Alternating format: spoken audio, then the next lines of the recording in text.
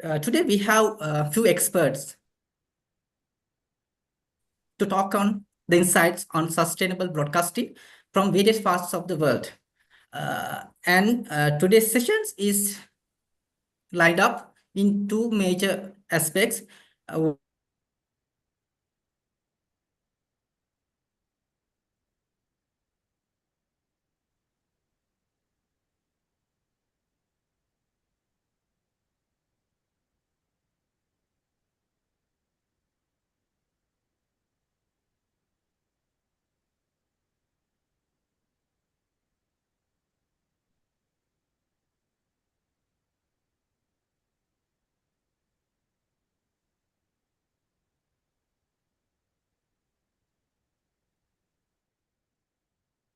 Sorry for the technical hiccup. Anyway, I'm back. Okay, let me just continue. So, as I was mentioning about the panel that we will have for different speakers from different parts of the world. I cordially welcome everyone to engage in the discussions. Just send your questions regarding to the sustainable broadcasting, uh, sustainable broadcasting, and please do not hesitate to put it in the chat box. We will also take them during the Q&A session. So without further ado, let me welcome our keynote speaker, Dr. Hemini. Can you share the paper? Can you share? Dr. Hemini. Yeah, thank you. Thank you for having me here today. Okay. I'll be Let me introduce our keynote speaker. Dr. Hemini Mehta is the Sustainability Lead at European Broadcasting Union, EBU, overseeing sustainability initiative for public service media, green productions, cloud sustainability, and green AI. As sustainability rapporteur at ITU, she has authored numerous articles, organized events, and contributed to the conference focused on sustainability in the media sector. Welcome you on board, Dr. Emini. Thank you. Thank you for having me today. I'm just going to share my screen, so give me a second.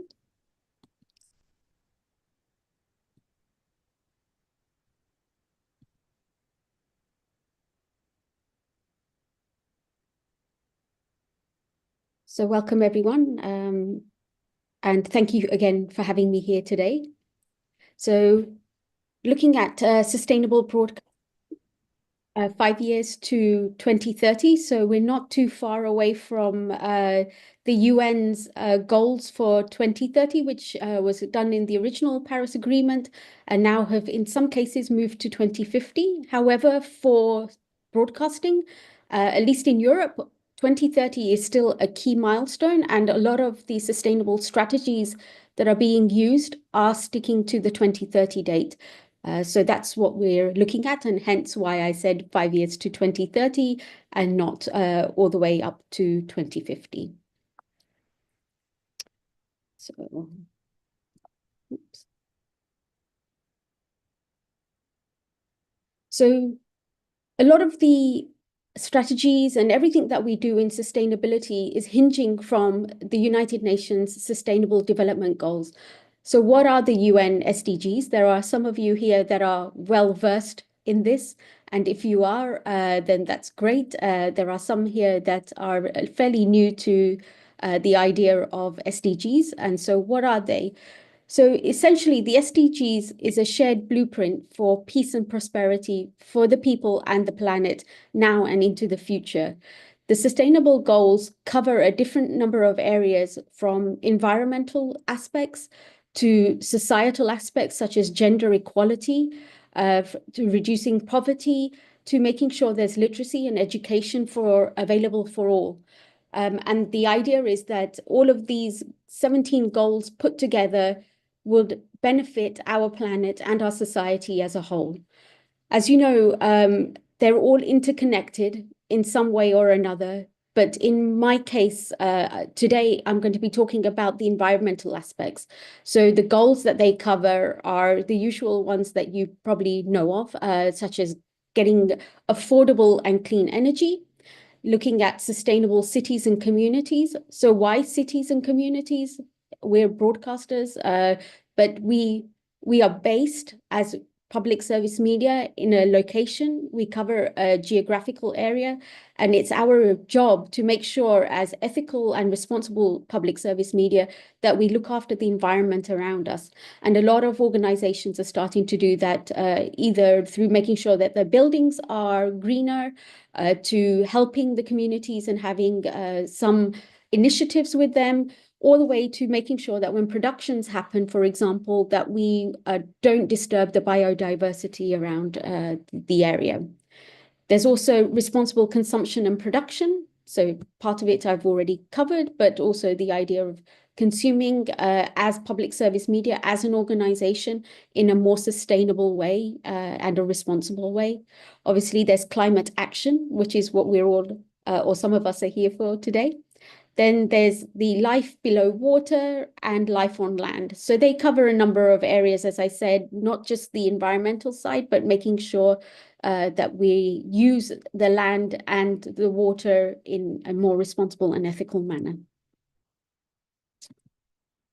So the state of our planet today. As you can see from the pictures, they're not in a great shape.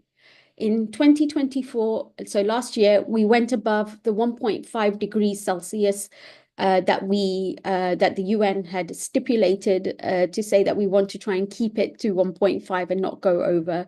So we've actually started to go above that timeline and that Celsius, which isn't good. And the results of that, some of you may have been seeing things a lot earlier than others, but probably in the last couple of years or so, you started to see that weather has become more erratic and more extreme. So the hotter days are getting hotter, the colder days are getting colder, the rainier days are getting rainier. You get the drift.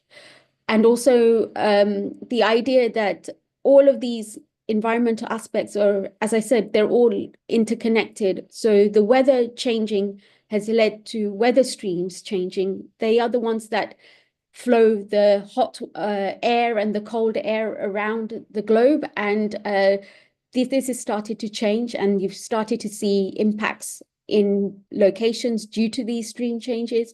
For example, in the UK now, we should have had a Gulf Stream that made February a little bit warmer, but we've actually had quite a cold February, colder than normal. So it's creating stream changes. As you can see, the world's ice is falling. The amount of ice is falling to a record low, and we're starting to get toxic air in certain countries. Sorry. So not a great state, and due to the geopolitics that are happening, this is only going to compound the effects.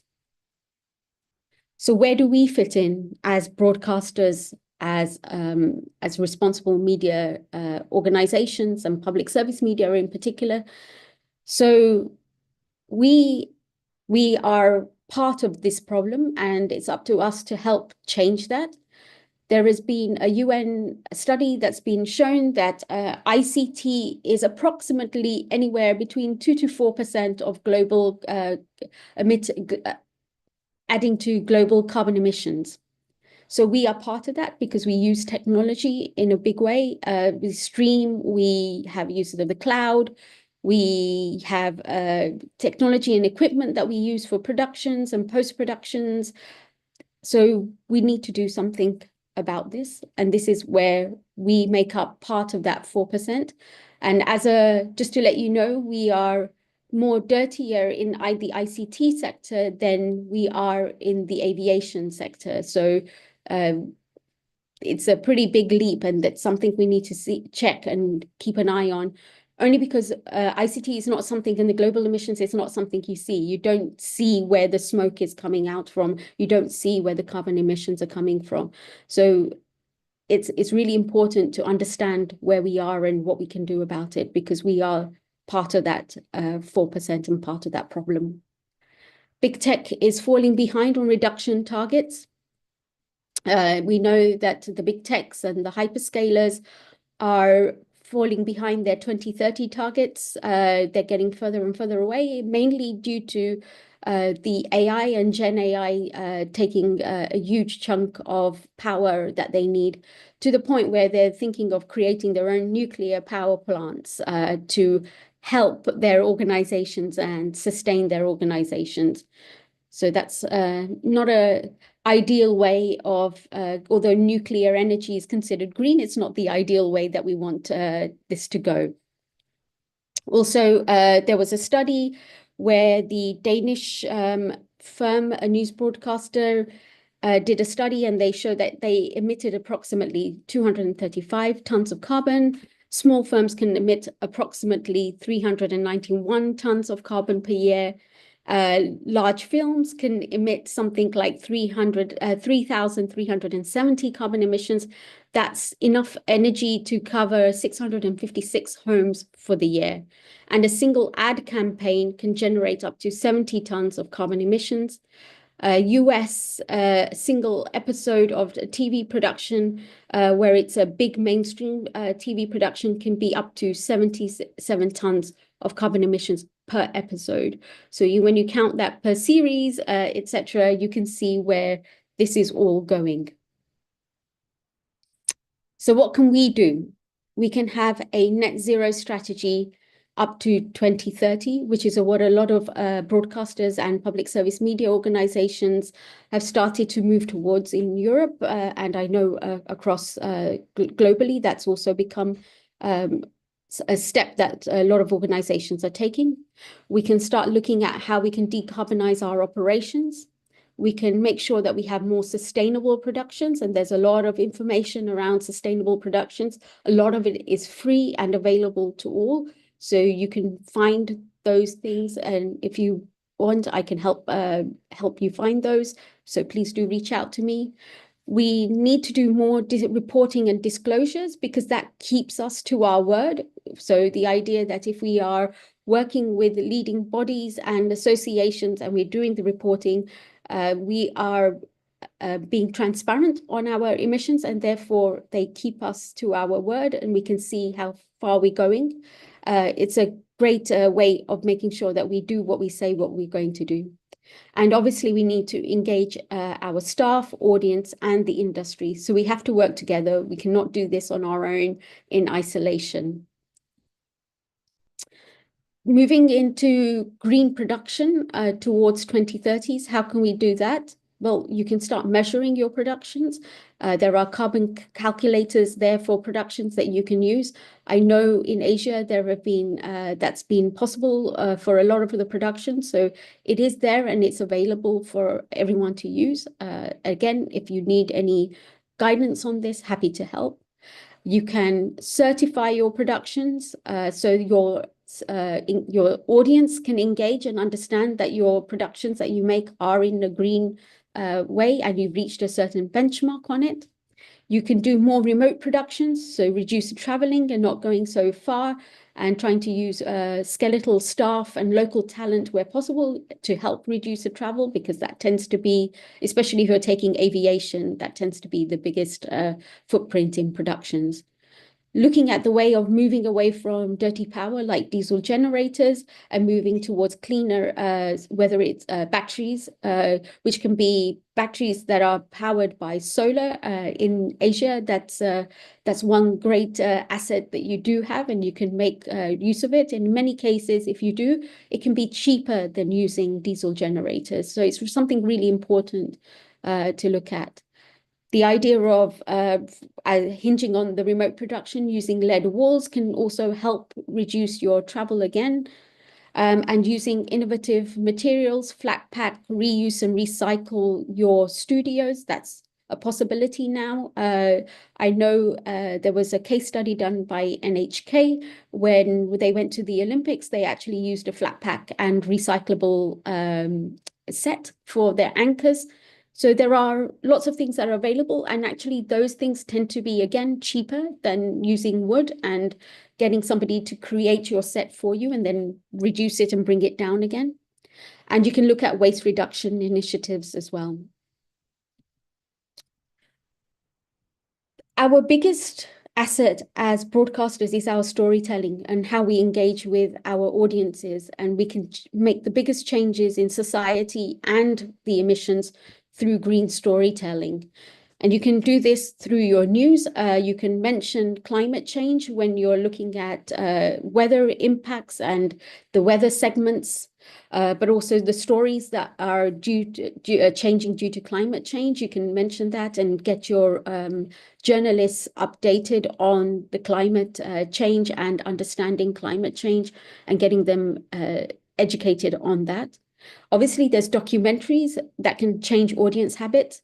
So if you have a large documentary, it can change the whole audience habit that's been going on. So in the case of the UK, for example, the BBC, they have Planet Earth, etc. And every time they do that, they really make a change on bringing climate change back up to, and the environment back up to the audience's radar again, and it leads to a lot of the changes in society.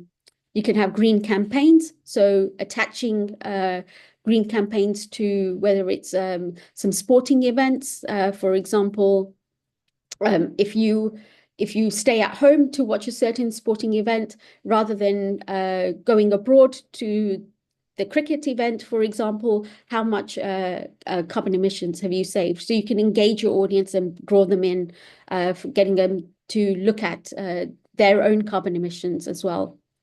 You can add climate changes to the storyline, as you can see from the image, for example, the idea of using world disasters or local disasters that have happened into your dramas, your soaps, films, etc. Making sure that you normalize climate change and the environment, so you can have things like characters can be in a green work. So, for example, they can be solar panelist installers or whatever works in your local region for them to be characters that are in a greener way associated. You can also make sure that all the vehicles, where possible, are electric, where the characters have cars. So that's subliminal messaging. That's normalized, at least in the UK. I know that's not going to be something that you can do globally, but where you can, that's an easy one to do. So a lot of in Europe, where electric vehicles are available, they've normalized this by having vehicles, EVs, in their soaps and dramas for a long period of time now. You can highlight key green days in the storylines. So bring in the idea of Earth Day, for example, and have a storyline based around that where the characters are doing something for Earth Day. They could be volunteering for it, etc. Use green product placement where possible. Again, a subliminal messaging, and making green habits in your storyline. So, for example, when there's a shopping scene, you can have a main character buying secondhand clothes or vintage clothes in the storyline and making that more normalized. As I mentioned, tech is a really big important part of the global emissions. So how can we start looking at tech? First is to understand your tech and measure your tech stack. Without it, you don't know how well you're doing or badly you're doing against your targets, but also against the global targets that other organizations may have.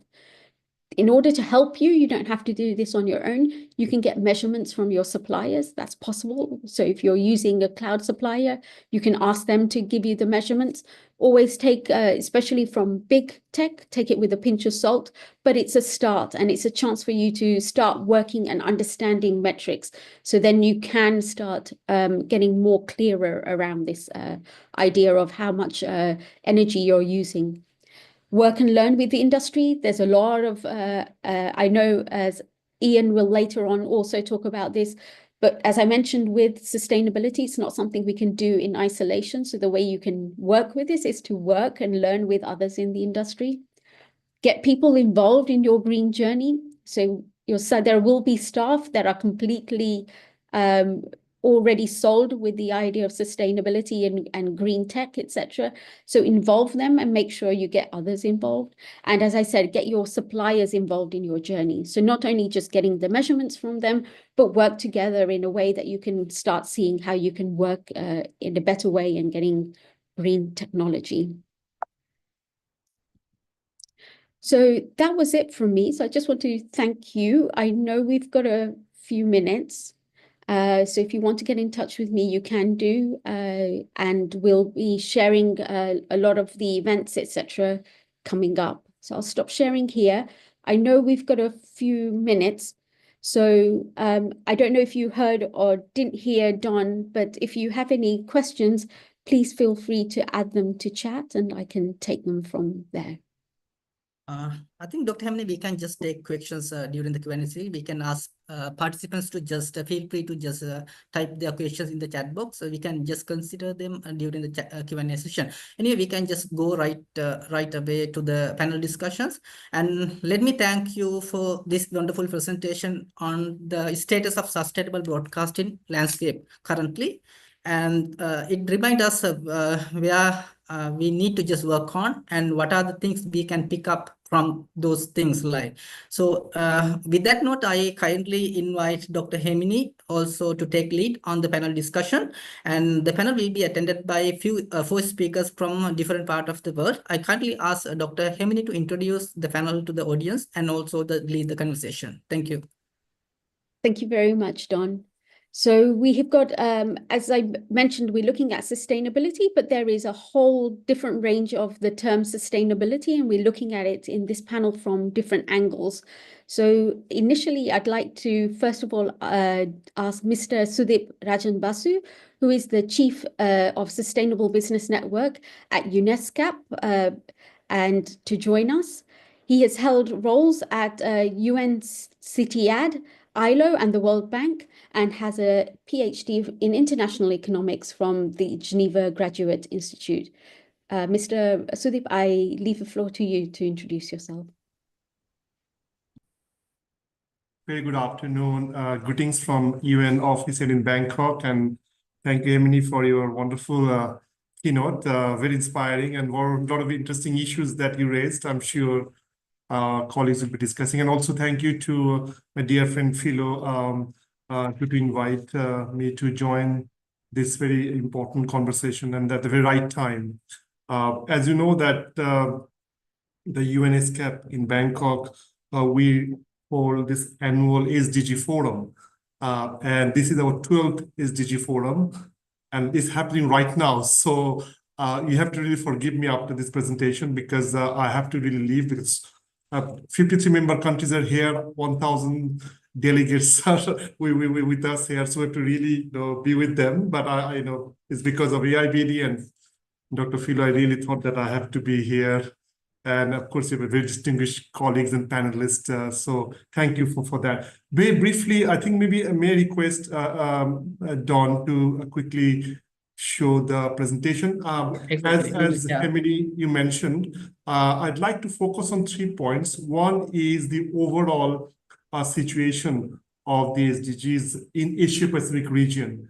And thank you, Emily, for raising the issue of SDGs, which we started in 2015, but all the 17 goals that we have, and we have been tracking at ESCAP every year since 2016 onwards. And I want to show you some results as to how we are progressing in the region and also compared to the other parts of the world. The second part of the conversation, Don, if you go to the next slide, please. Yeah, is really about the sustainability. Again, very good to know that we have opportunity here with other colleagues and panelists to talk about the sustainability definition.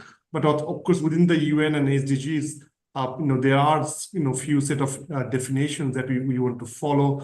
And again, the idea here for me to kind of showcase the importance of the business communities, their leadership in taking this forward. And that is where, the role of broadcasting and communication is very, very important. And finally, the partnership also is very critical. And that is where the platform like ours, the UN, we'll try to bring everybody together at all different levels so that we can really discuss and find kind of solution for the way forward. So these broadly will be the kind of 3 areas I'd like to focus, and maybe I'll take about 6-7 more minutes to kind of to share that. The first point on the reality check. If you go to the next slide, please. Yes, go to the next one after this. Right. So this is the current situation as of 2024. So this is SDGs, all the 17 goals in our Asia and the Pacific region. And you can really see that we have 4 kind of identifiers: progress, regression, insufficient indicators, and whatever data we have, the evidence is not strong. So at the moment, what we really see is one area, climate action, the goal number 13, is really something very concerning for the whole of Asia and the Pacific. And in terms of very good progress, we have goal number 3, which is, as you know, good health and well-being, and goal number 9, which is really on industry, innovation, and infrastructure. So these are the 2 goals in our region, Asia Pacific, which covers actually from Tuvalu to Turkey, from Russia to Lao PDR, from India to North Korea. So we covered, 60% of the global population. So based on that indicator, this is what is happening at the moment in our region.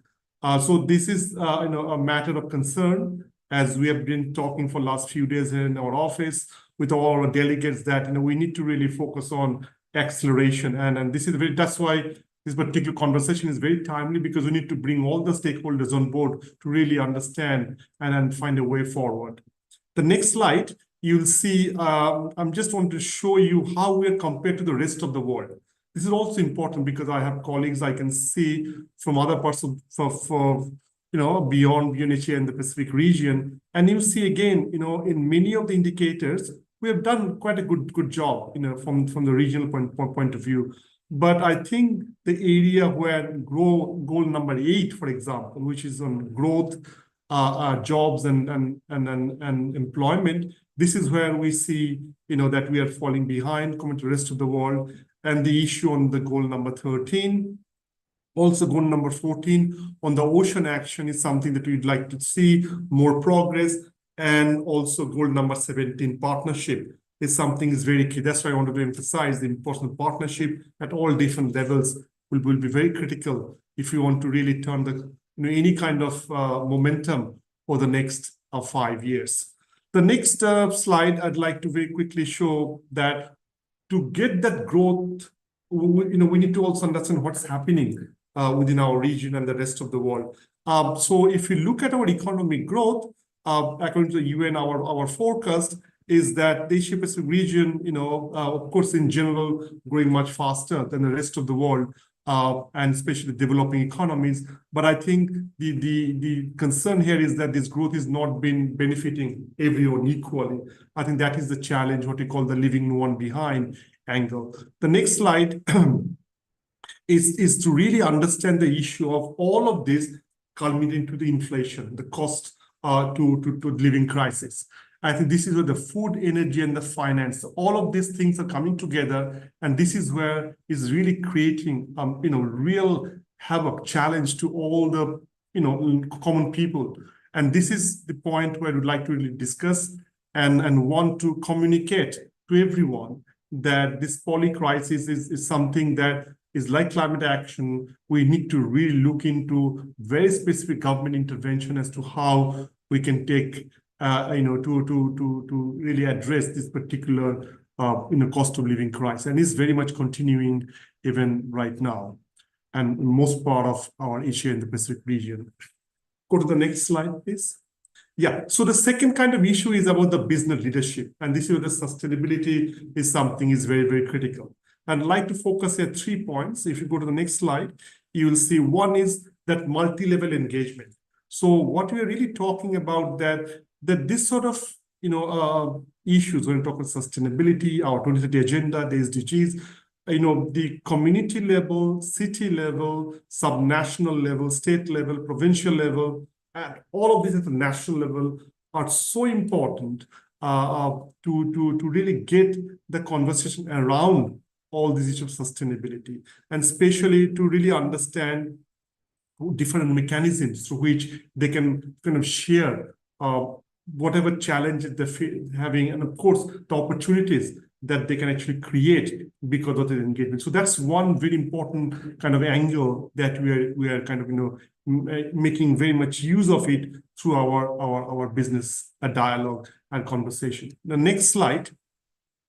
So what we're really trying to do is to get this voice of the private sector together, and we're doing it from the the lens of those mostly the bigger the corporations in our Asia Pacific regions, and asking them to really look into the issue of climate action and overall SDGs. And secondly, to ensure that there is a continuous dialogue between the public and the private sector. And this is where we feel that at all different levels of conversation is the only way to ensure that we can take this forward and create some action at multiple levels. And the third point is really around in the next slide, is to really about how to bring them together. Because whenever trying to get the business community together, they always would like to have very specific ways of taking the initiatives forward.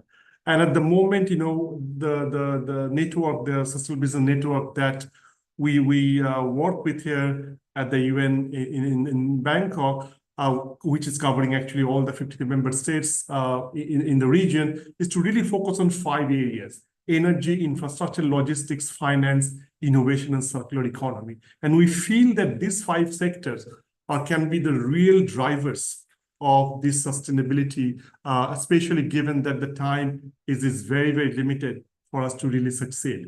If you want to really have, even 30%, 1/3 of the targets, to be achieved with the next 5 years. So I think this is the way we're trying to focus on the issue, especially by looking into, the specific thematic areas.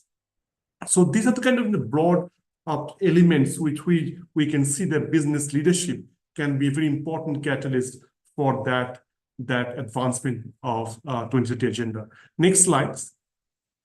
Yes. So this is the final one. Is, as I mentioned, that the partnership is very critical.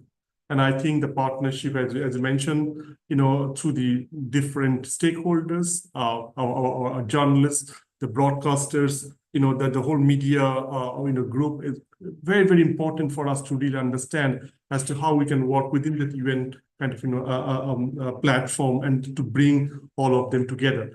So if you go to the next slide, please.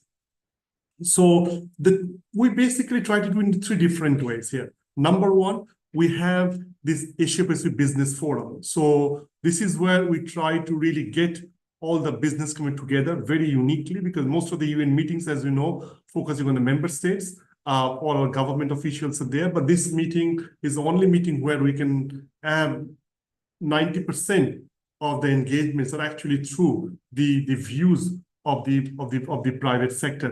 And this year we'll be hosting actually in Kuala Lumpur, where AIBD is headquartered, 9 to 10 April. And the idea is to really to talk about this sustainability, the COP30, and the partnership. And we'll be focusing on 3 plenary sessions, and again on the CEO's views, the issue of women in sustainable business, and very importantly, capacity building at all different levels, because this is something is very critical. The second element that we are actually doing in partnership, if you go to the next slide, please, is to really about how to support our business sector through digital tools, how to track sustainability.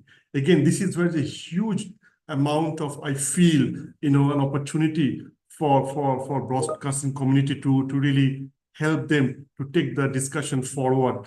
And at the moment, we just launched it a year and a half ago, and we have almost 572 companies who are tracking and to really understand how they can be part of this big conversation at the region, but mostly for smaller and the medium-sized companies, because they're also very important to understand this issue of sustainability within this context. And the third thing is to really look into, if you go to the next slide, is about how the businesses showcase their own good work. I think that is something also critical for us. So we have just done a position paper where all these big companies, Unilever, EN Plus, Indorama, you can see, these are very big companies, and they are showcasing their good work, and to bring them together and to understand each other and to share those best practices is something we feel are equally important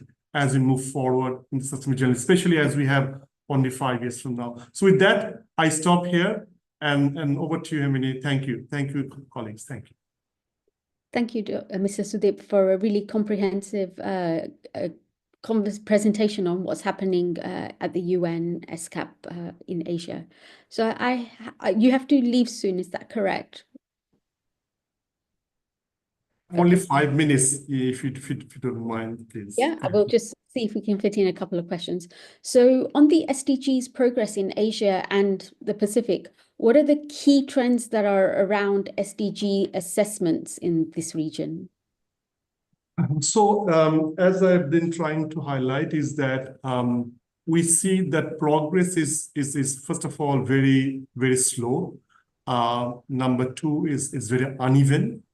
And number 3 is really beyond, there's no way we can have even 1/5 of the target to be made by 2030. So this is a very, a disappointing, sort of picture if you see. But at the same time, there's some amazing stories which we are showcasing as well. So this year we showcased all the community-based results around the region.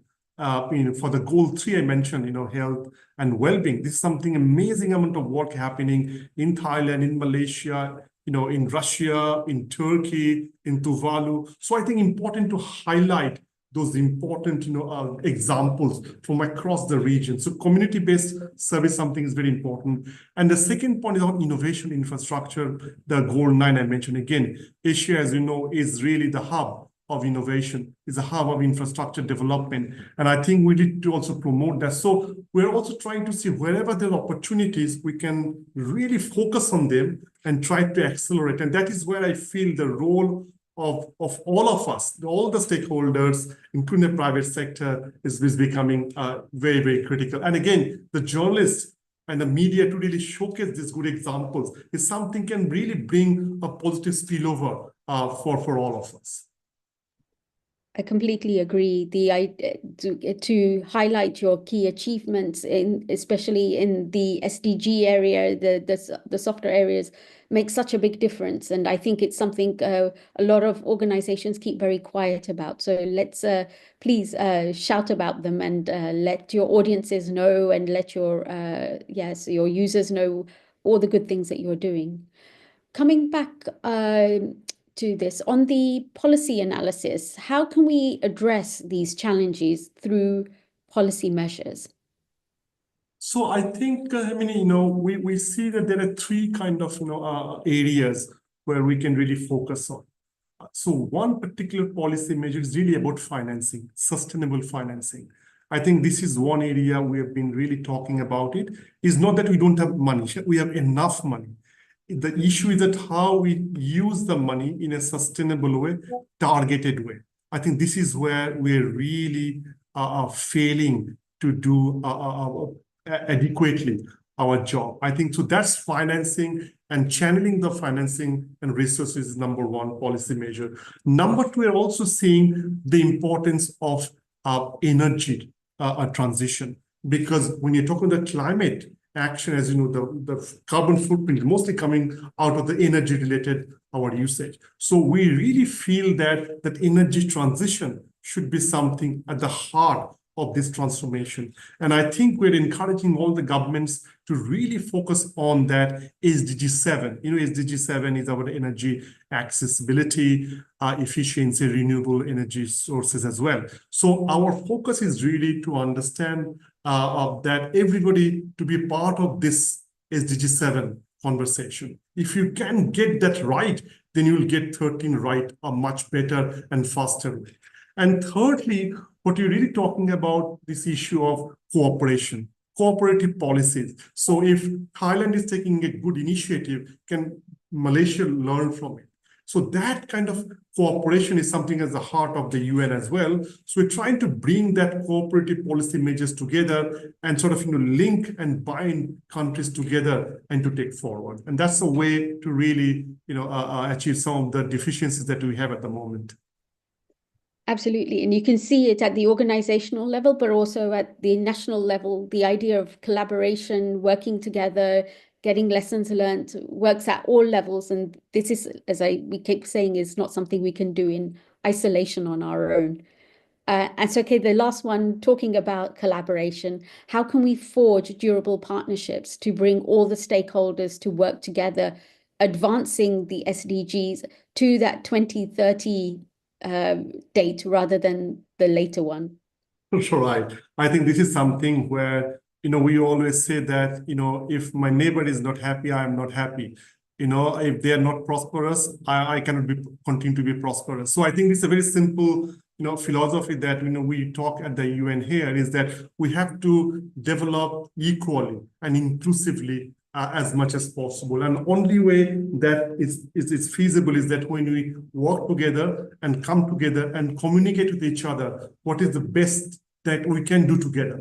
I think that's the area where we are really focusing on. And we can see that there are 3 or 4, very broader areas that there is now a lot more commonality. So definitely on climate action, even though you see our results are not very promising in terms of the outcomes, but if you look into it in terms of the commitment, I see that is where we can really take a very big step forward. So we are really encouraging that partnership is very critical. The number 2 is about to bring at all levels of the governance of any national, regional, global, that we can come together, right? Because there are a lot of differences. But again, if you know that the 2030 agenda SDGs is my vision for development, my blueprint for development at all different levels of the governance, we need to come together, right? I think that's one cooperation at the national level, at the regional level, at the global level. We're trying to really, we're encouraging everything. And finally, as you know that the SDGs, we have 5 Ps, right? We have peace, prosperity, planet, people, and partnership, correct? And last several conversation I have, they always say, oh, but you're missing 1 P. And I said, what? Private sector. I said, why? No, because they are the one actually really going to take this action forward, right? So I really think that more and more that there is a huge opportunity that the private sector, the business community can really come together and then work with government and all stakeholders to really ensure that we get this right, because the money is there, innovation is there, a lot of activities are happening around that. So we need to really leverage all those goodwills and to make it for the purpose of SDGs. Super. Thank you so much, Mr. Sudeep. And we shall let you go get back to your event that you have. Before that, we need to just we need to get a group photo before he just leave. So we'll just have a quick group photo before he leaves. Okay. Oh, thank you. Thank you. Nabil, can we have the group photo? Just a moment. Can everyone just put the cameras on so we can have the quick group photo? Okay, for the for speakers first, let me just click and rather screenshot, not click. Okay, on the count of 3, 2, 1. Perfect. Thank you. And also with the participants as well. With the participants as well. Just a moment. Can everyone turn their mics on? Don, we have a saying here in the UN, everyone in the same picture. Okay, so that's... All right, on the count of 3, 2, 1. Okay. All right. I think Okay, thank you very much, Mr. Sudeep, for coming on board. And Thank you. I know Thank that you. you are very much occupied with your work. Okay, take care. Thank you very much for coming on All board. the best to all of you and success to all of you. Good health. Thank you. Thank you. Okay, Dr. Hamini, over to you. Thank you. So our next speaker is Mr. Ian Nock, who's the managing consultant of Fairmile West in the UK. He's delivered he's delivered over 20 major video entertainment services across Europe, and he's also the figurehead in the next generation video and audio technologies, serving as the chair of the UHD Forum Interoperability Group. Ian, I can leave the floor to you for a few minutes. Thank you, Emily. Great to be here today. So yes, amongst those other things, though, I work with the Institute of Engineering and Technology in their industry-facing network group called the Media Technical Network. So I add that to my list of things that I do beyond my normal day job. As mentioned, I've worked for a very long time in the industry, going back over 25 years. Back to the beginnings of digital transition in the UK, for example, and in Europe overall. I've worked primarily in Europe, continental Europe, less so in the UK actually, to an extent. And I've worked with multiple service operators, broadcasters, technology providers, content providers throughout that entire time in a wide variety of different roles and different technical or technology delivery and product definition roles. And I've covered also every form of video delivery, from broadcast terrestrial through to cable, IP, IPTV, that is, and OTT delivery.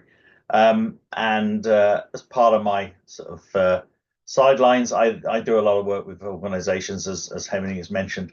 But specifically, I came into looking, as part of that work, into sustainability quite a lot of years ago, primarily in the Ultra HD area, because there was a lot of questioning around the performance and energy usage of those newer services that use higher bit rates, use higher color gamuts, higher dynamic range, and people were concerned about that was creating additional energy usage, and there was a lot of questions about that. And I think it introduced me to some of the problems and assumptions that come about through the technology. And I'm going to here talk about sustainability very much in terms of the energy consumption, which we'll touch on. I think the key thing to note about this is I'm going to talk about it from a very engineering perspective, because I think one of the most critical things that we can do is to clarify and define and understand what we are using as a first step to then managing and controlling what we use, in the terms of we the only thing that we can directly influence as a broadcaster, or as content providers, as people providing entertainment services, is our usage. We don't have control of the actual energy generation side of things, but what we do have is control of the what we use to provide our services. And one of the first points of sustainability is to understand that actually it's not totally reduction of energy or making things greener. It is actually about looking at the way we use energy and our impact on the environment as a way to minimize our impact and to make effective use of the energy that's available to us. That normally ends up in reducing energy usage, and that's a really good thing. And that allows then those people who are responsible for generating our energy to actually be able to transition to more sustainable sources. And that's a really critical thing. We have to realize that we do our part in just our part of the entire ecosystem, and that way we make the entire ecosystem of the world better. Now, measurement is something which I focus on there. We have to understand and measure what we're doing. And from that, the key points we're going to look at are: what are we measuring? Where are we measuring it? And why it is that value that comes out of that measurement is what it is today. And those are the key points we have to look at. And it's something which I've worked on with an IBC accelerator program. IBC is the big conference and exhibition that takes place in September every year in Europe, in the Netherlands. And they have this accelerator program for looking at innovation. And one of those projects that was championed last year by the IET and by also the main broadcasters in the UK and in Germany was that we needed to sort out the measurement aspect. And there are other organizations in this. I think there's multiple organizations that are across this situation. I think the biggest one that probably many people have heard of is Green English Streaming, because they're looking at trying to measure at scale the amount of energy used in streaming as one of the key challenges in the future as we transition from broadcast consumption on the mass market to effectively internet-based, broadband-based streaming of video services. And there are differences in the energy consumption, and I won't say it's worse, I won't say it's better. What I'll say is it's different. But the what are you measuring, the where are you measuring, and why is that the value for what you're measuring is the key thing that came from that EcoFlow accelerator last year. And one of the other big points about that, and it's something that Green English Streaming was mentioned even before EcoFlow got involved, is that measuring carbon production isn't actually what we can do. We cannot directly measure carbon. What we can measure is our energy consumption. And the reason for that is in every location, and even the day and the time of day, the amount of carbon produced from energy generation will vary considerably and way outside of our control. So we don't really want to measure that. We can calculate it in conjunction with partners in the generation side, and it's good to calculate that because that actually is the impact to the environment. But we have to look at what we measure, and that's energy consumption. So once you can measure it, you can actually explain it. And if you can explain it, you can reduce it. And the main point of that is the reason why that's important is because I've got a firm belief, and this is as a pure engineer, that our responsibility now is to take the principles that we've always had as engineers in what we do. That is actually producing products and designing services on the basis of a triangle of performance, quality, and cost, and to introduce a fourth dimension, that fourth dimension being sustainability. And I think that's where we can make a difference by making sure that when we are doing anything, always thinking about what the sustainability impact is of those designs. And, it's all about right sizing our energy consumption.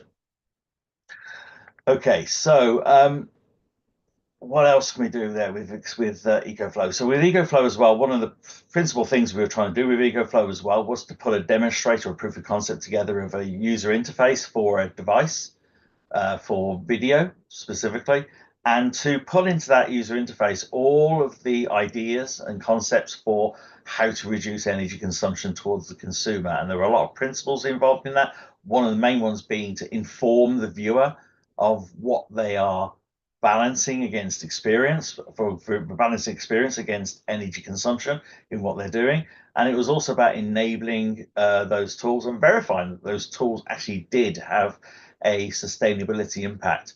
And what we found, of course, is that some tools just did not, some things did not. There were some key assumptions out there in the world about, for example, data usage. Data usage has a significant impact on energy consumption, and directly it doesn't. This is a very clear understanding, because at the end of the day, a lot of our infrastructure uses the same amount of energy no matter how much we use it. Although there is a limit to that, and that is that you can influence, obviously, capacity build out, which can increase the amount of energy we are consuming in our environment. There are other assumptions were made, like, for example, reducing the brightness of the image on the screen. That's also a horrible assumption, unfortunately, because of the way that screens are made, in that they actually work by generating light primarily, passing it through an LCD, and using that LCD, that liquid crystal display, to vary the amount of color, imagery, and lightness on the screen. So in actual fact, varying the darkness of the image on screen had little or no impact in most scenarios to the consumption of energy. However, there are differences with different technologies of TV, and that was another key takeaway, that it's very much more complicated than it is, and our attempts to reduce energy need to really take into account a great understanding of the devices and the screens and the screen types available, and that we need to take it forward with the stakeholders in the TV realm, TV manufacturers, device manufacturers, etc. The other thing is that we also have to clarify what we're measuring and the details about why that measurement is there, and that's where you start getting into the nitty-gritty. And that is why EcoFlow now has done its first year as an accelerator, And we have put forward to try and go into 2025 for the new new year of IBC accelerators to do an EcoFlow 2. And of course, we'll hear about that soon enough, I'm sure, as we move towards September. But certainly all the main stakeholders that were involved in EcoFlow are very heavily embedded and very heavily supportive of trying to do this. And these include organizations like the BBC, ITV, RTL, etc. We'll see how that goes forward. That's really where I want to stop. It just as an introduction to the sort of work I'm doing. We can obviously there's questions to raise, and you can raise some questions in the chat, and we'll answer those for you. Especially if it gets a little bit nitty gritty in the engineering. I do a lot of writing and publications. You can do a search on my name. You'll find a few articles written, particularly about the concept of what I call squaring the triangle, which is that introduction of sustainability into engineering design. And that's a good intro to that sort of concept. Good. Thank you. Emily. Thanks, Ian. Thank you for that insightful conversation and presentation as well. Thank you. Yes. So I know we're going to be moving into the next session soon, but just for this one, let's finish the sort of the sustainability where environment is concerned off. So Ian, is it just about reducing the energy consumption, and how can we measure, how can we manage our energy consumption? I think it is very much, I mentioned it briefly in my introduction there. We've got to be efficient, and that's about reducing things, and that's really good. However, it's also about effective use of the energy. We've got to think about using this very valuable resource that is produced at some great cost by our energy generation plants to be effectively used. And what I mean by that is, at the end of the day, we have to think about what we're providing to our viewers and our consumers, and is the energy usage we are using or having used making a difference to them? Is it making it cheaper? Is it making it nicer? Is it not making it worse? As in, because at the end of the day, if we are trying to save energy, we don't really want to change the experience for the customer unless we really have to, or at least we don't want to change it in a way that they don't understand that it's changing for a good reason, like energy reduction. So in effect, we are trying to balance a lot of factors.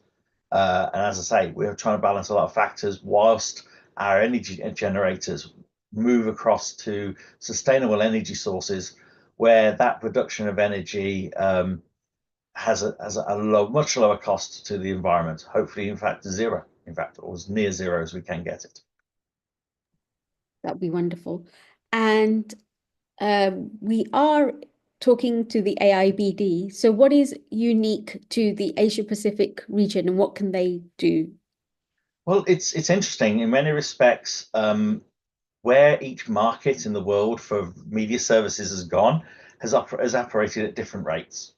Okay, we saw it in the past with mobile telephony, that we had some markets stream off ahead at the bleeding edge, introducing every technology development you could have, so evolving it over time with that great cost.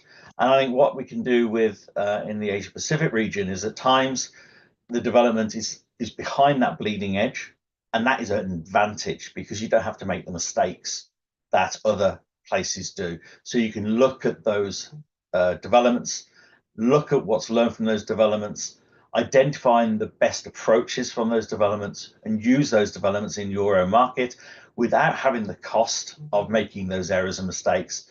And that's part of that sort of feed through of information and knowledge about how to do things. Another key example is that there are, of course, many countries in the Asia Pacific region that are on the edge of moving from analog broadcast to digital. And the question they've got to raise themselves, well, exactly how will they do that?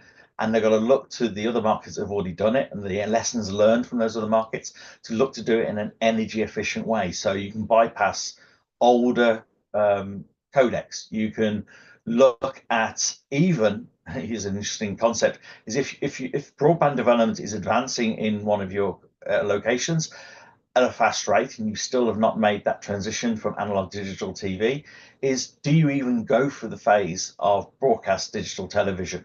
Or do you look at competing with those OTT providers like Netflix, etc., by literally just going straight into their market without having to carry that broadcast television service that in many respects in many of European countries is actually being transitioned out in a variety of different ways.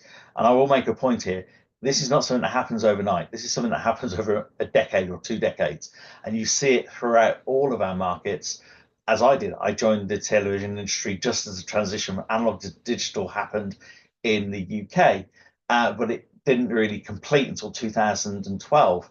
And you have that now in other countries as well. US transition is in the time frame. US right now is also transitioning from one form of digital TV to another form of digital TV, and that's having a huge cost. And I think the big advantage for Asia Pacific is if you haven't made some of those steps, you can bypass those steps and not take that cost and take the hit. You can take advantage of other people's experiences and do things better first time. In fact, I have an old colleague who used to talk to me about being in the right first time club. That's what Asia Pacific has the chance of doing. It has the chance of being in the right first time club rather than the let's do it 3 or 4 different ways first that don't really work fully, as has happened in other markets. Wonderful. Thanks a lot, Ian. Don't go. One thing I also want to probably stress, we talk a lot about energy here. One thing I don't understand is energy equals money. That's another thing we have to really think about. And a lot of people talk about the financial cost of doing all this. It's a nice side effect that if you're reducing energy, you're reducing cash being spent. Yeah, exactly. And a lot of it, sustainability is a myth that it costs more. In many cases, it doesn't. You can end up saving money, but the energy one is definitely an obvious one. So thank you, Ian. Don't go away because we'll have you back in the discussion. Of course. Thank you. So we move on to the next part of the session, which is looking at sustainability, but in a slightly different way. So we have Dr. Shailendra Singh, who is a specific media development specialist with over 30 years experience in journalism, media education, and media research. Dr. Shailendra, I leave the floor to you. Thank you. Thank you, everyone, and good afternoon. And I really appreciate the rare opportunity to share a platform with friends in Asia and Europe, because this is a rare opportunity. And we don't often get the chance to share what's happening in this part of the world. We're in a pretty isolated part of the world, and we are quite small. And I don't think there's great knowledge or widespread knowledge about the challenges that we face in the Pacific region. So when I was asked to talk about sustainability in broadcast, I immediately linked it to survivability, because that is our primary concern at the moment. And this is a really urgent issue, and this discussion is really timely as well. So I don't have a presentation, but in the next 10 minutes, I will share a paper which is in 3 parts. First, the Pacific broadcasters' existential threat. And this is, of course, due to the digital disruption and COVID-19. We were pretty hard hit, as I will explain later on. Then I look at the structural vulnerabilities in small media systems, such as in the Pacific, which exacerbated the problem for us. And finally, I discuss potential solutions. So here in Suva, we just had the Pacific Partners Media Conference, and this was hosted by the Asian Broadcasting Union, as well as Fiji State Broadcaster. And a recurring theme was that the Pacific broadcasters were facing their biggest challenge in history as far as sustainability is concerned. When I say sustainability, I also mean survivability. And we all know what the problem is, of course, for us, digital disruption, and later COVID-19, which did further damage. The media industry, broadcast included, was already on its knees because of the digital disruption. COVID-19 only made matters worse for us, and we are still recovering. So, of course, while no region is unaffected, The difference is that in the Pacific, the impact has been more severe. And Dr. Shailendra, sorry for interruption. If you need to share some document, we can just share it on if you want to share. I'm not going to share the document. It's just some notes I'm speaking of. Okay, sure. No issue with I that. don't have a PowerPoint presentation. Okay, sure. But I hope you can hear me clearly.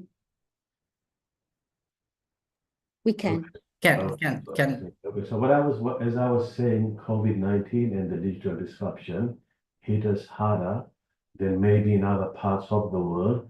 And this is because of some pre-existing structural vulnerabilities in the Pacific region, related to what some scholars describe as small and micro media systems.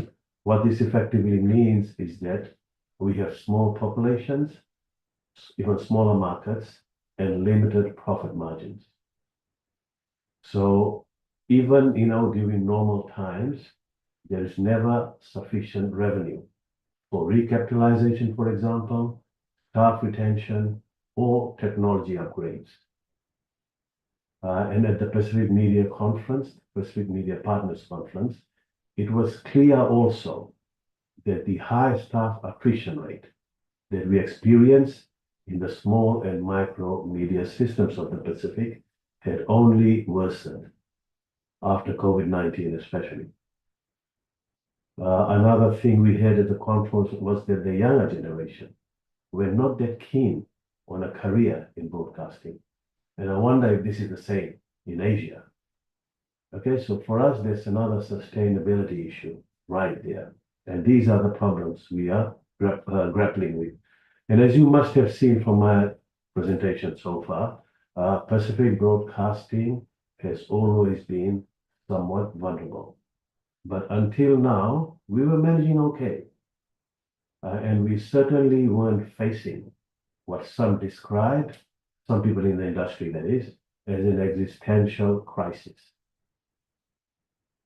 So survivability is deeply concerning for us, of course, because Pacific broadcasters, especially radio, are still vital for the region.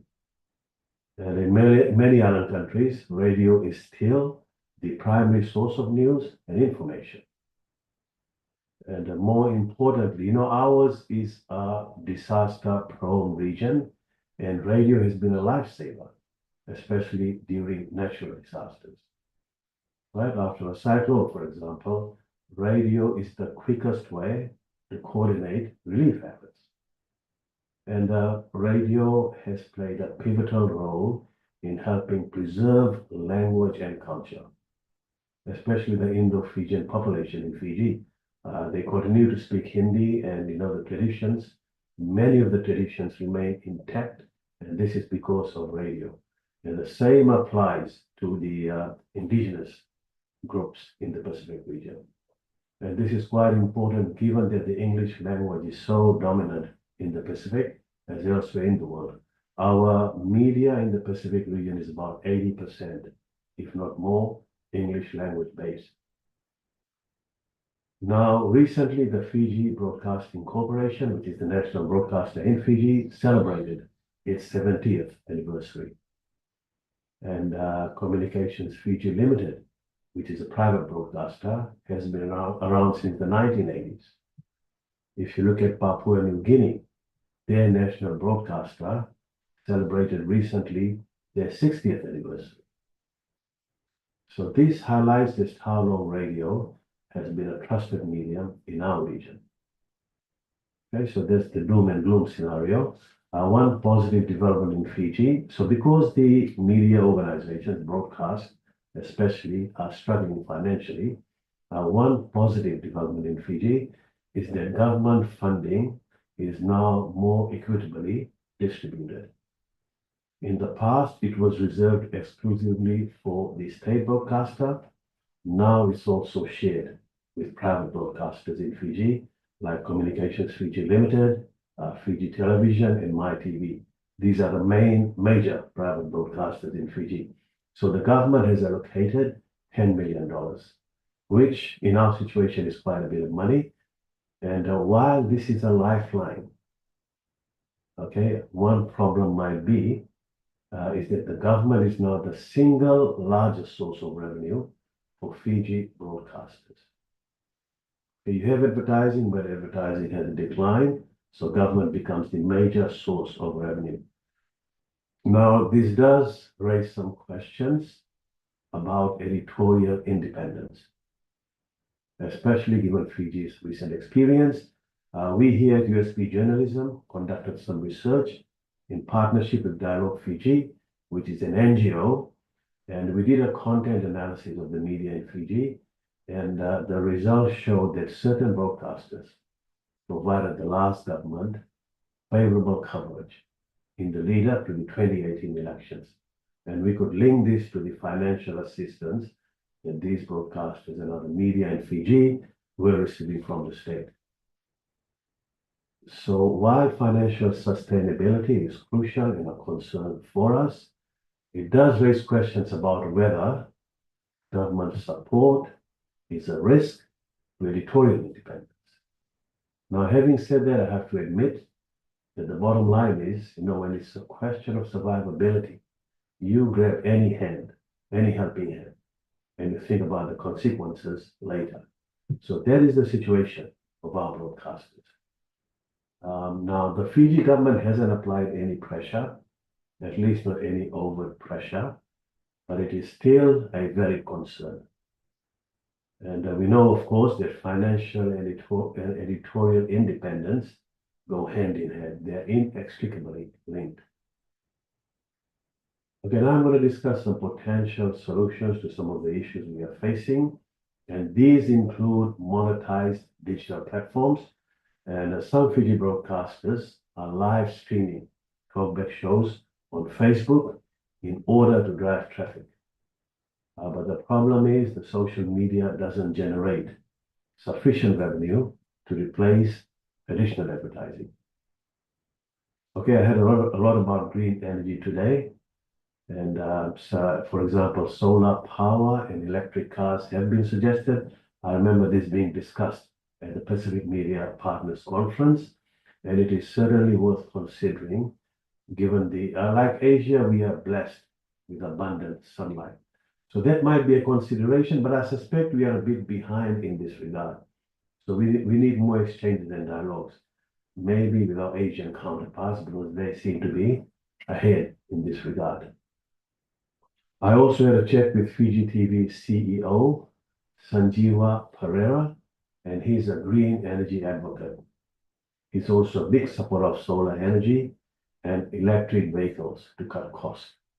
So there are some potential avenues to go in this direction to save money. As we had, green energy is not necessarily costly. It's actually the opposite.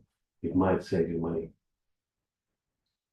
Now, Pereira also supports Pacific broadcasters collaborating instead of competing. We have cutthroat competition in our region. And this is not always helpful or productive, simply because the regional media market is too small for intense competition. And the Pacific broadcasters' common rival, of course, is YouTube, with its stupendous amount of incredible content from all over the world. And this content is, of course, updated by the minute. And how do you compete with that? Right? So this is one of the challenges facing broadcasters in the Pacific. And it does make sense to pool resources and expertise to strengthen the industry. The challenge from the feedback I have received is actually coming together to figure out the specifics for effective implementation. Okay, so I'm now going to sum up my presentation by reminding ourselves that radio remains crucial in the Pacific, but the industry is at a major crossroads, the biggest crossroads in its entire history. Financial struggles, outdated equipment, and talent shortages threaten its very future. And while government funding has improved and it is welcome, it's not enough to sustain the sector as it stands. And I think the broadcast sector in the Pacific needs to get innovative and also go green. All right, so thank you. That's it from me today. Thank you so much, Dr. Shailendra. I do have questions for you, but don't go away. I'm going to bring Dr. Kim in to do his presentation, then we'll do a discussion if that's okay with you. Yeah, absolutely. And if anybody has any questions, please do add them into the chat. It'd be lovely to see them. But in the meantime, I'm going to bring Dr.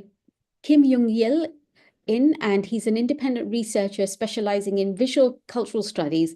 He's been contributing to South Korean academic journals, focusing on shifts in the cultural values in representational media such as TV and films. Thank you, Dr. Kim. The floor is yours. Thank you very much. Hello, I am Kim, and today I'd like to talk about sustainable strategies for traditional media in the digital age. Dawn, could you show up my presentation? Yes. So, as Dr. Hamini said, this is a different kind of sustainability compared to green technology and energy consumption. So, as you know, as the broadcasting landscape has undergone a dramatic transformation in recent years, and public service broadcasters, PSBs, face mounting challenges from emerging digital sectors such as over-the-top platforms. So once dominant players in the media ecosystem, PSBs now suffer audience fragmentation, declining linear viewership, and intense competition from digital platforms. And next slide, please.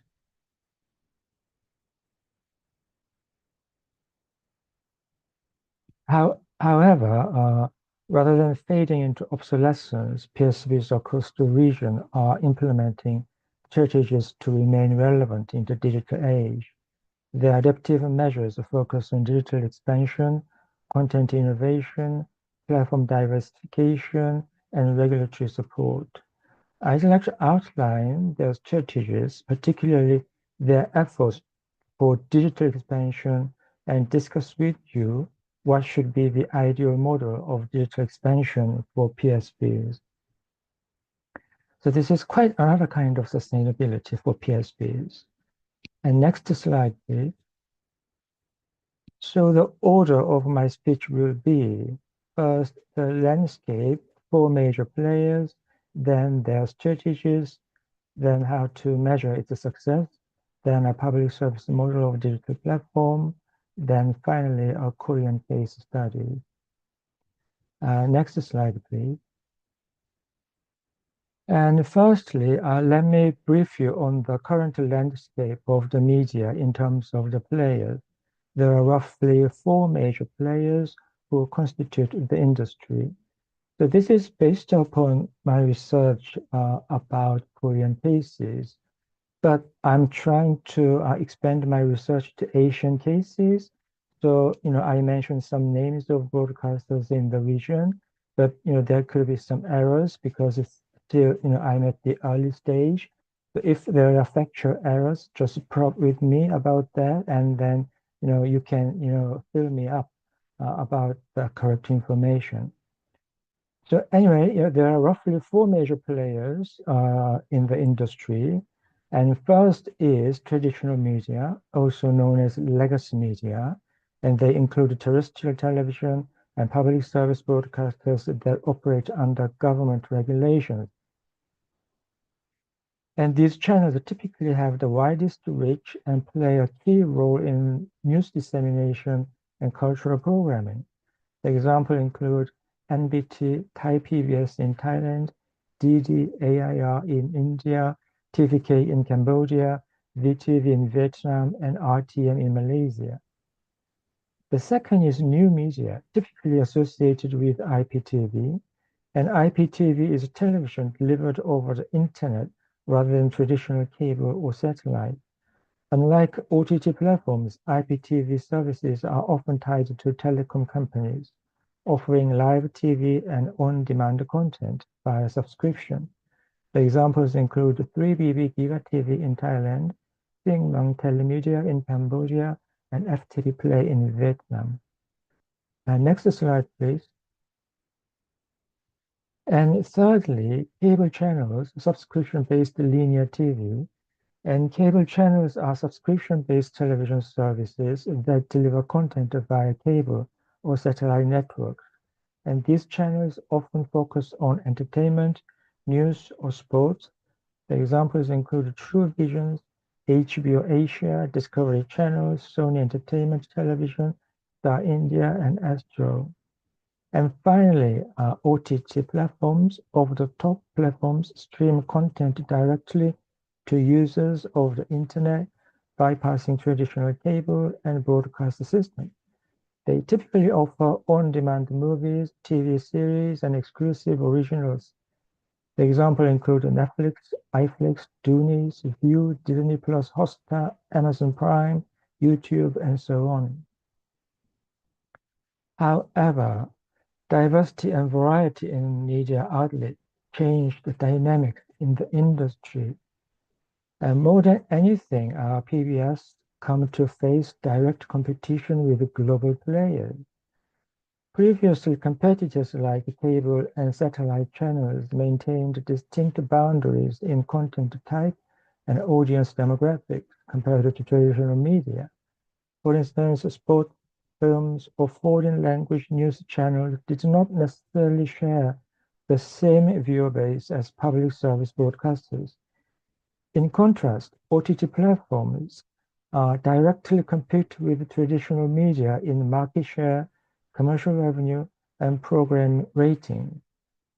Global OTTs such as Netflix hold an overwhelmingly advantageous position due to their technological ability and substantial financial resources. Since 2016, the launch of Netflix in Korea, traditional media has lost a significant size of commercial revenues to the global players. Now, this competition almost looks like between national interest and the global power. And another issue is content distribution. It is a matter of either exclusive or no exclusive.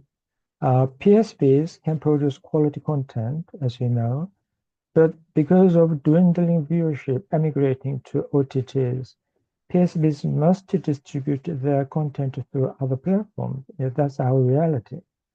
But it can cause an issue that PSB's content is not exclusively on PSB platforms.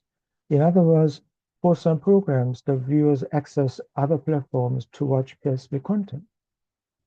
And the third issue is about viewing devices. It is either dispersed or concentrated.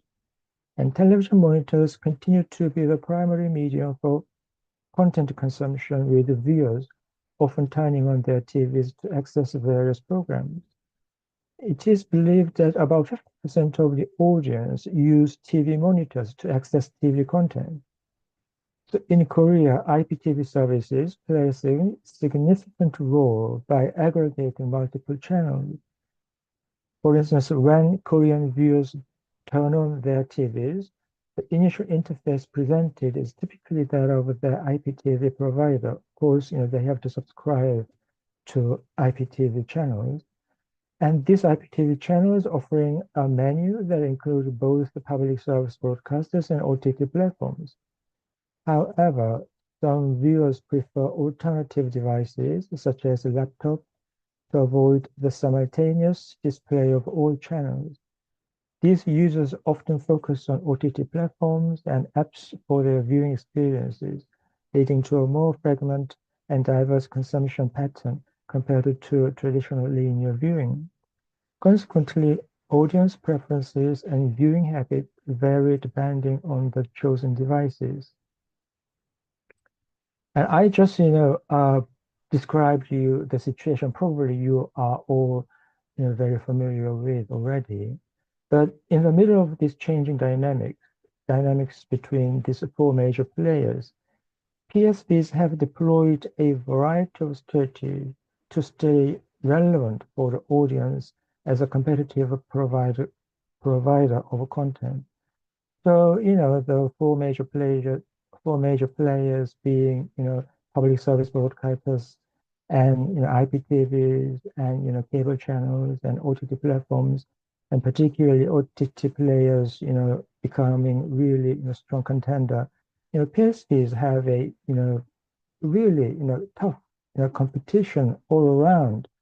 But, in the middle of this all difficulties, we have been, deploying, some strategy. But that's my, focus of speech today. So next slide, please. And one of the most prominent strategies for PSPs has been expansion into digital and OTT platforms. So recognizing the shift in audience behavior toward online streaming, many broadcasters have launched their own digital services. For example, Thailand's Thai PBS has introduced the Thai PBS Play app, which offers live streaming and on-demand content, making public broadcasting accessible beyond the traditional TV set.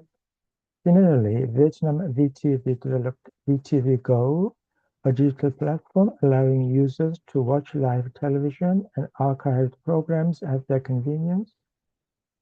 And second strategy, content innovation tailored to digital audiences. The public broadcasters are moving beyond conventional programming by producing content that aligns with the digital consumption habits of a younger demographic. Shorter form videos, interactive news segments, and exclusive online documentaries are gaining traction. And next slide, please. And third is platform diversification. It has also been crucial for PSPs adapting to the digital environment.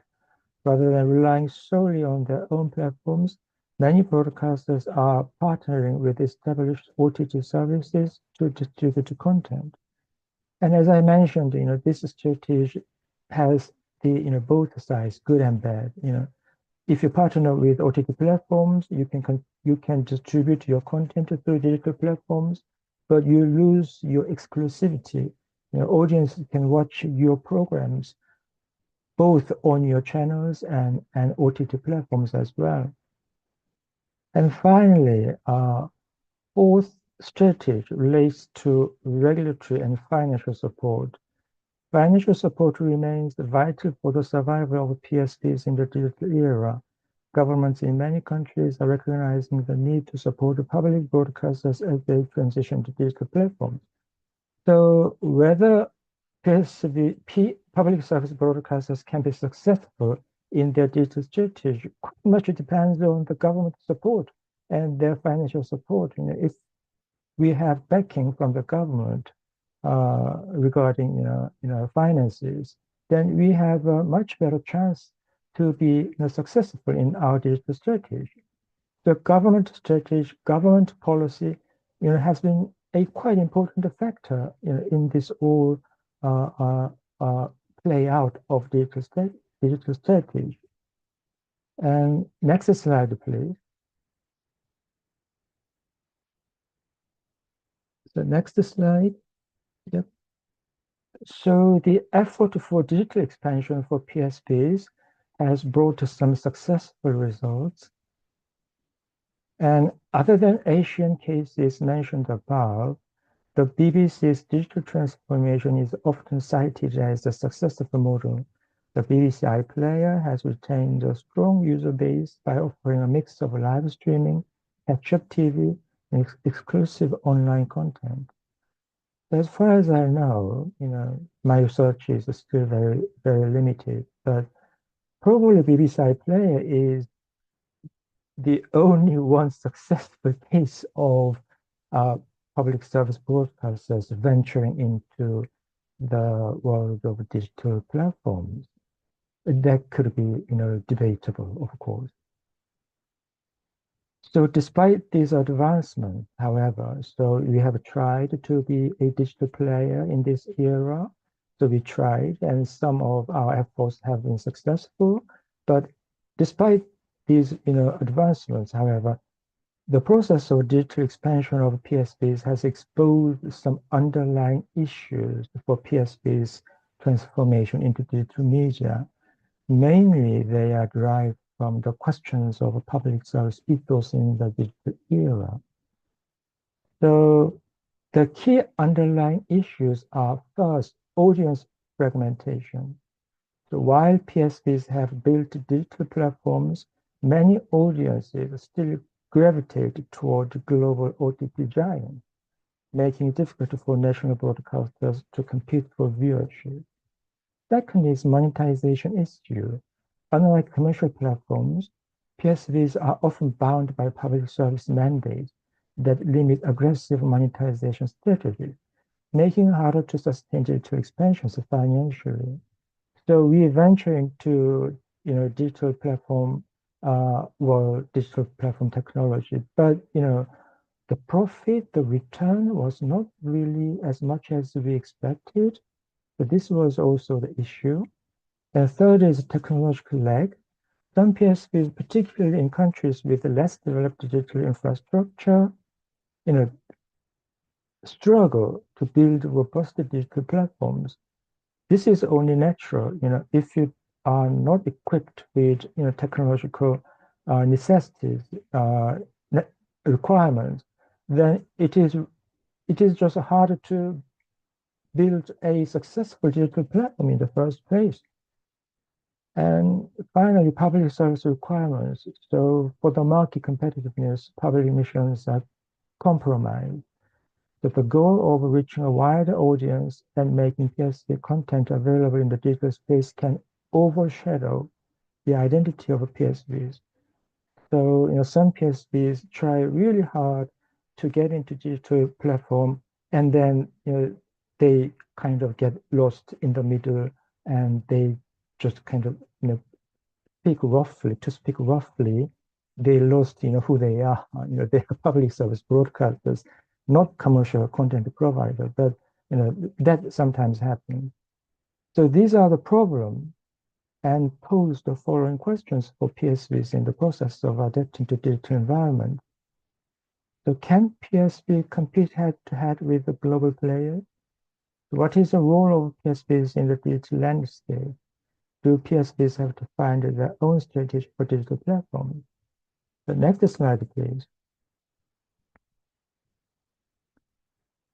So as an answer to the question I just stated, I'd like to suggest that when public service broadcasters embark on digital expansion and establish their own platforms, they must balance market competitiveness with their public service mission. Here are some key priorities and principles they should adhere to. First, public-centric content strategy. We should maintain public interest focus to ensure that content remains informative, educational, and culturally enriching rather than purely promotional. We should enhance accessibility to provide content in multiple languages, offer subtitles, and ensure accessibility features for people with disabilities. This is particularly true for multilingual society, and we should combat misinformation. And second principle we should think about is a sustainable business model without compromising public service value. And we can try hybrid revenue models to explore a mix of funding sources, government support, grants, donations, and ethical advertising. Still, government support is the primary source for most PSB public service broadcasters, but we should consider expanding those financial resources. And we can also try a freemium approach, and we can try public-private partnership. And finally, platform independence and open access. And we should maintain cross-platforms availability to ensure content is accessible across devices and different operating systems.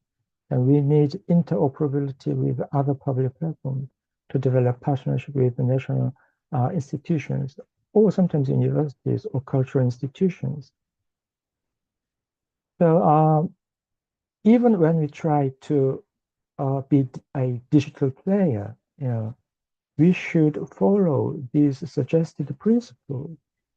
So PSBs can be strong, sustainable digital players, but we should not forget that we are public service broadcasters in the first place. So I think I've reached my time limit. So I'm going to stop here, and I have prepared a Korean case, but I will leave it to our next opportunity. Thank you very much. Thank you, Dr. Kim. So can we are running over time, but we'll have a few moments of discussion. Can I ask all the panelists to join on here? Thank you. And please do leave your questions if you have any in the chat. But whilst we're waiting for some, and this is more of a discussion as well, but originally I'll direct the question to Dr. Shailendra. You mentioned about the biggest challenge being digital disruption and other challenges that you spoke about in your presentation. What immediate steps can broadcasters take to improve the sustainability in the short term? Yeah, so, monetizing digital platforms, I think they need to keep trying to do it, even though it's proving to be quite difficult because of the smallness of our markets. And after listening to today's presentations, I think green energy could be a potential money saver and even life saver, who knows?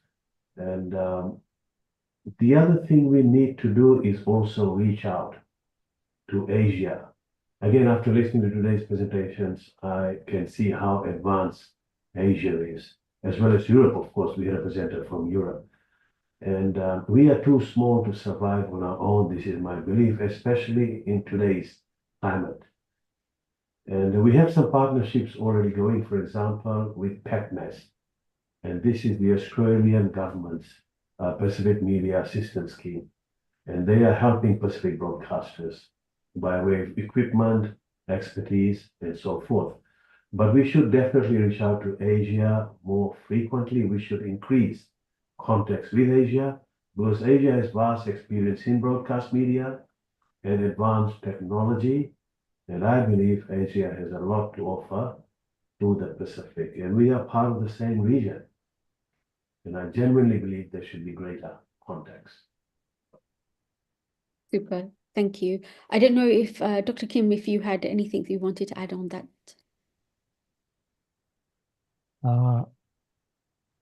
Well, about the short-term strategy to be sustainable for public service broadcasters, just, I have to go back to the Korean case. So, Korean terrestrial broadcasters, all together, they created a digital platform, which is called Wave. And, which was not really successful. I mean, in a way, it was successful, but not really successful because their aim was to catch up with a giant American tech company like Netflix. But despite our efforts, Netflix has maintained their primary status. So as I was trying to say in my presentation, we have to be relevant as a public service broadcaster in the digital space as well. Yeah. But when we do that, we shouldn't forget that we are public service broadcasters. We are not there, even in the digital space, to compete head to head with commercial providers. So sometimes we have to really think about, what is the model of a public service broadcast in the digital space. So I think we should do that first. I mean, that is the first step we have to make. Completely correct. I mean, all the big organizations have their own USP. So I think it's time for public service media to realize what their USP is and not just chase competition and be like the competition for the sake of trying to get market share. And as part of that, Dr. Kim, there's been a comment/question from somebody in the chat, which says, is the media convergence that will penetrate or impact to professional market of the journalism in Asia, especially in Cambodia, the trend of social media platforms using and promoting everyone has a voice with their finger? So do you feel that professional media is changing and the way it's changing due to social media? platforms? I'm really interested in the Asian cases like Cambodia, Indonesia, Malaysia. But as I said earlier in my presentation, my research is really limited. So as Asia is a really vast area, and each country is really, really specific. Yeah. So I can only answer to this question based upon my experience, in Korea. And I know there is a tendency that, we kind of rely on, big social media like, Facebook, YouTube or TikTok, whatever, to contribute our content. Yeah. In the process, we kind of change the nature of news journalism. I mean, that is not necessarily bad. News can be fun, short form and interactive and immersive. I think we should aim for that. But, even doing so, even while we are doing so, we should still, remember that, we are the organization that has to provide, fair and, impartial, information and everything. So as long as we are doing that, using social media and big tech platforms is no problem, but somehow in the process we are affected by this big technology, and then as somebody criticized, news has become soft. I think that we should be aware of. Thank you. Thank you. So, Dr. Shailendra, one thing that you mentioned was when you get attached to the government for funding and how to balance the integrity of being impartial. What are your views on that? How can we make that happen? That's a critical question. And in the Pacific region, state funding, government funding is a necessary evil. It's essential for survival. Previously, it was just the public broadcasters that were getting state funding, but now even the private sector is getting it in return for public service broadcasting. They do a bit of work for the government. So which is okay on the surface of it, but as I was saying, we did research that showed that maybe media that receive government support are inclined to provide positive coverage for government. And that is solid research. It has come up in scientific research. And then which is not surprising because we know that usually governments by nature want their pound of flesh in return for any financial support they usually provide, especially in this part of the world. It's a natural instinct. So what I would suggest, and this is what the media sector is saying, is that any funding should be unconditional to safeguard editorial independence, and this should be mandated by law. We have to safeguard the broadcaster's public interest role. So broadcasting is a public good. And I'm saying an annual grant should be mandatory.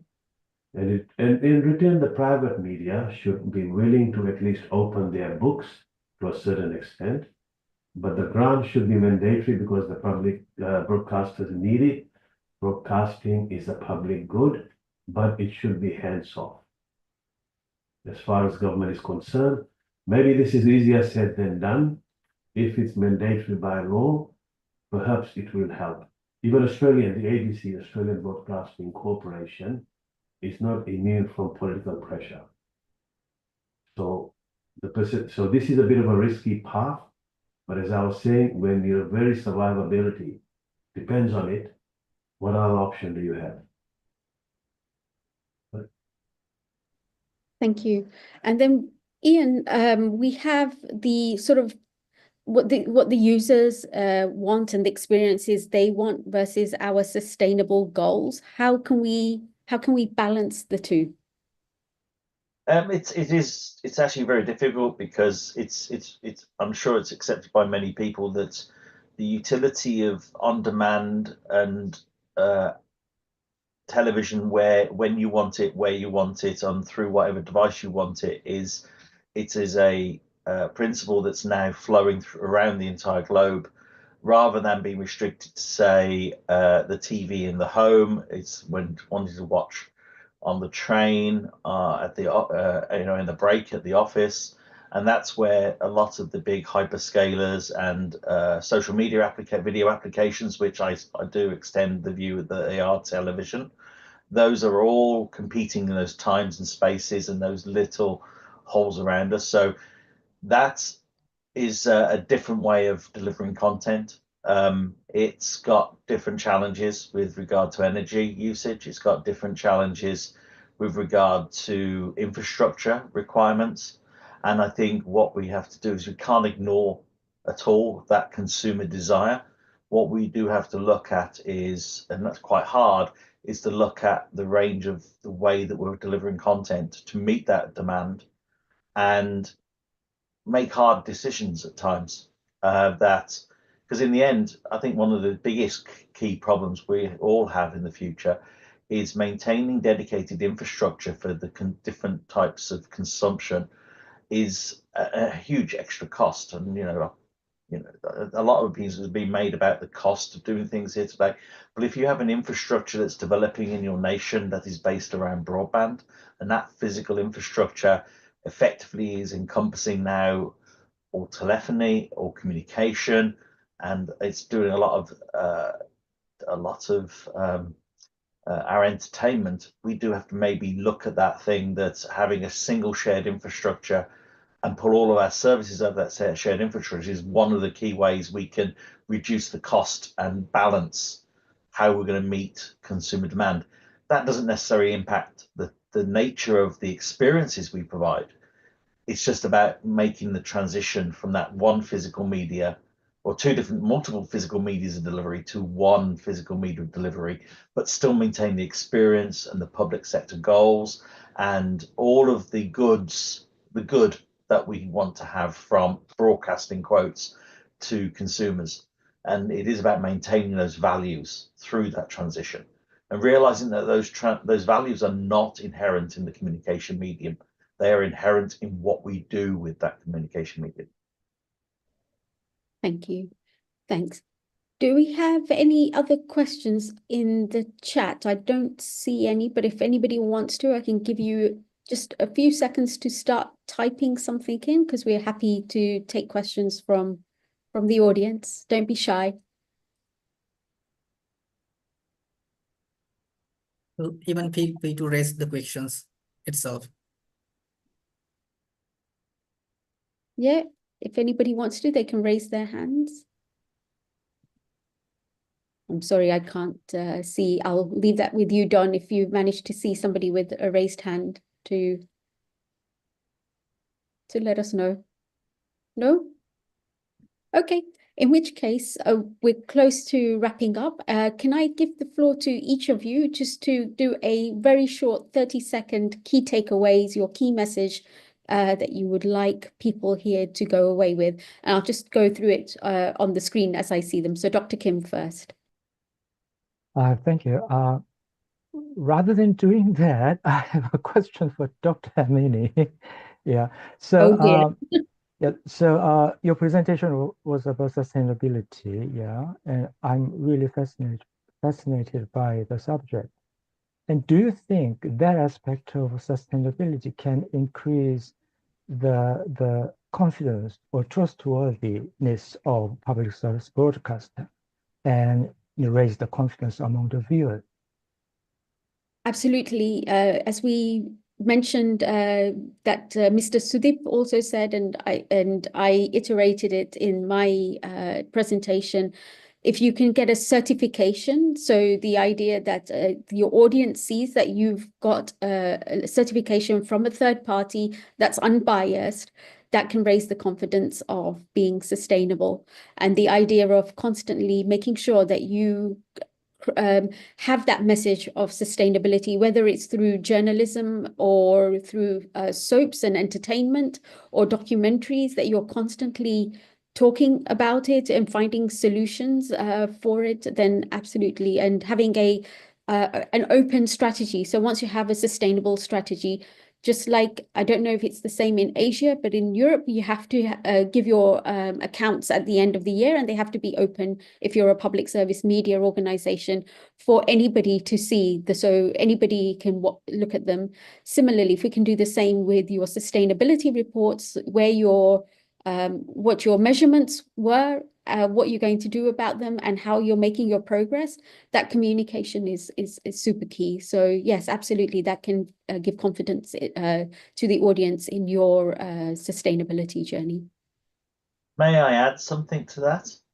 Please. I think, yes, one of the points that we found is it's very important with this communication of sustainability and the message that we are helping our populations understand about energy consumption and protecting the planet, etc.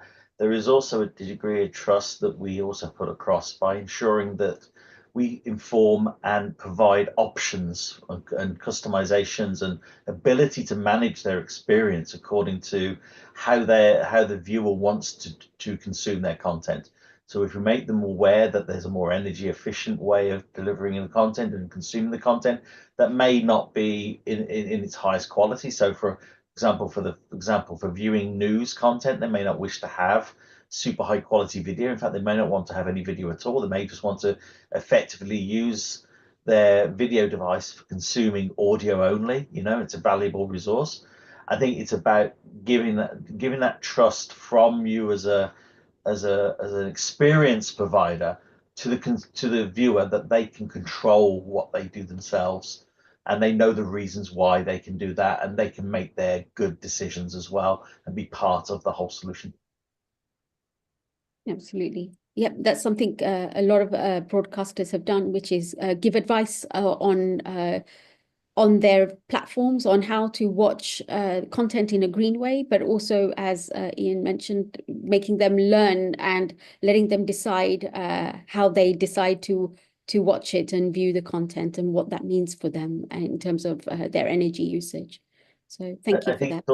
It's also helping people understand, because many people don't think of their television as being something that costs them money if they buy the wrong television.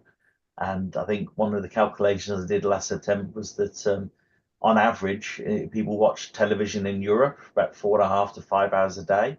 That means on the average display that is for sale in the Europe, each year, people can spend upwards of £200 just on electricity watching television. And sometimes that's half the amount of money for the whole TV. So at the end of the day, people get surprised by that. They don't think about, actually, it's not just the purchase cost that you've got to think about, it's the running cost you've got to think about. And that's also helpful to people. So, you know, I think the most surprising, one of the little things we discovered in the last few years is one of the easiest ways to reduce your energy usage by even over half is just to watch your TV with the curtains shut. Yeah. And that sounds so simple. It's not even a technical solution, but you can save yourself £100 a year by not watching TV in a bright room, you know, and it's like simple, but so silly. Thanks, Ian. So a last word to Dr. Shailendra. Do you have any parting message? Sure. So because of our lack of critical mass and diseconomies of scale, COVID-19, as well as the digital disruption, hit us really hard. And we in the Pacific region are in dire straits and struggling for survival. And we heard one of our speakers, our colleague from UNESCAP, say that no one should be left behind and we should form partnerships and alliances. And I think this can really apply well to the Pacific region. And do not forget that the media sector in the Pacific, as elsewhere in the world, is an important pillar of democracy. And, you know, that's a universal principle. And this is all the more reason why we should be saving the very unique heritage of broadcast and radio in the Pacific region. Thank you. And this has been a really enlightening and productive session today. Thank you so much, Dr. Shailendra. So we will leave it here on those great words. And I'd just like to say a thank you to all the panelists, Dr. Kim, Mr. Ian, Dr. Shailendra, and Mr. Sudeep, who was here earlier. And thank you to AIBD for allowing us to have this platform to have these conversations of the different flavors of sustainability in broadcasting. Over to you, Don. Thank you. Okay. With that note, we comes to the conclusion of the webinar. I must appreciate the time from every one of you, especially Dr. Hemini as the keynote speaker and the moderator, and also Dr. Kim Yong-il from South Korea, and Dr. Shailendra Singh from Fiji, Mr. Ian from UK, and also the speaker who already left the Zoom, Mr. Sudeep from UNESCAP. I'm very appreciative for the time being with the efforts, for the insights that we had throughout the conversation. So looking forward to the contribution again in our future activities as well. And I will let you know when we have a certain topics in the relevant area, and we are welcoming your expertise on those field as well. Now I leave the floor to our senior program manager Nabil. He will do the closing remark.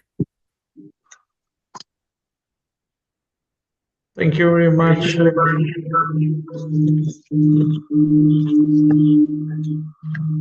Hello. Hello. Okay, I'm not sure that where this is from. Okay, so thank you very much, and it was indeed a very information-packed session. AIBD since 2015, the launch of SDGs, and before that, during the MDGs as well. AIBD was always very active in doing capacity building programs on human development, developmental programs, and how media can disseminate such kind of information, and then how they can also adopt and adapt the things as well. So since 2015, we have been constantly looking at the 17 goals, 169 targets, and how we can do some trainings. We have done program and projects on poverty alleviation, how to disseminate health reporting, how to do good compelling climate change reporting, disaster reporting, crisis communication, and so on. And even clean energy, whether it was SDG 10 on decent work and labor. And we tried to collaborate with various kinds of various UN bodies and other international bodies to have more impact through our training programs and also through our webinars and other conferences as well. So thank you very much all for joining, and I would definitely like to thank all the speakers, experts on behalf of AIBD Secretariat. And I would definitely like to request everyone that if they have any idea, any suggestion, do let us know. And there is one small evaluation as well, which I will be putting in the chat. So do kindly evaluate and give us any feedback. Also, as I mentioned, that we have been doing quite a lot of capacity building programs for our members on different targets and also the entire SDG goal as well. So if you want an intensive course on any of this thing, like recently we did one on climate change reporting. It was an intensive workshop for Southeast Asian region. And before that, there was one on SDG 10 only for which was implemented in Jakarta, Indonesia. So if you have any such kind of plans, if you have any kind of feedback, just let us know and write to us at training@aibd.org.my. And definitely we will be looking forward for your comments and suggestions. So thank you very much, and hope to have you will be having a nice evening. Thank you very much.